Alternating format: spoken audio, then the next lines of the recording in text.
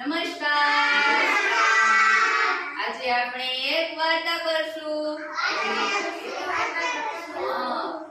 એક શિયાળભાઈ હતા અને એક ફૂલણજી કાગડો, એની વાર્તા કરશું. કેની? શિયાળભાઈ અને ફૂલણજી કાગડાની. એક મોટું બધું જંગલ હતું. એમાં એક કાગડાભાઈ રહેતા હતા. કાગડાભાઈને તો બહુ જ ભૂખ લાગી હતી.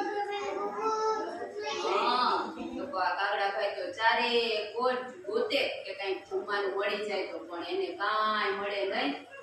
પછી તો ક્યાં ગયા? ગામમાં ગયા. ગામમાં ગયા ને તો એક એને પૂરી મળી. શું મળ્યું? પૂરી મળી. એટલે એને તો પૂરી ઝડપથી લઈ લીધી અને ચાંચમાં પકડી લીધી. ક્યાં પકડી?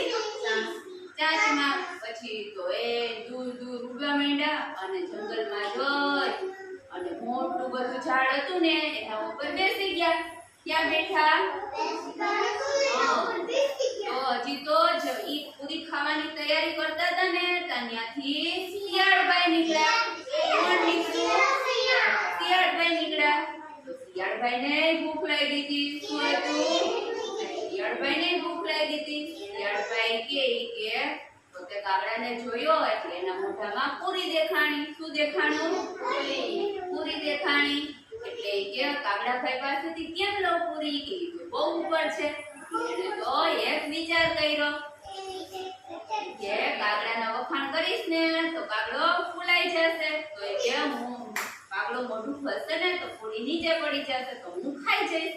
એટલે એને તો કાગડાભાઈના વખાણ કરવાનું ચાલુ કરી દીધું. શું કરી દીધું? કે કાગડાભાઈ તમે તો છો કેવા મસ્ત ના છો. શું કીધું?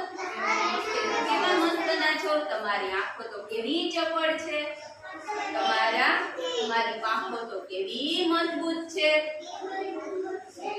અને તમારો કલર તો કેવો સરસ મજાનો છે. કે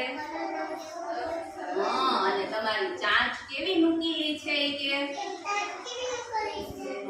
તો કાગડાભાઈ તો ફૂલાવા માંડ્યા.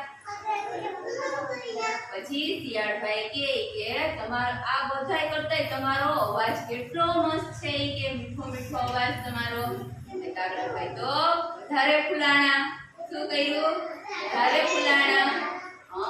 તો શિયાળભાઈ કે તમે મારું એક કામ કરી દો ને. કે મારે તો તમારું મધુર ગીત સાંભળવું છે તો મારા માટે એક ગીત ગાઓ ને તમે. કે કાગડાભાઈ તો બહુ ફૂલાઈ ગયા. કાગડાભાઈ તો કહેતા નહીં કે આ તમારા બહુ વખાણ કરે છે. તો ગીત ગાવા વળગી ગયા. શું ગાવા વળગી ગયા?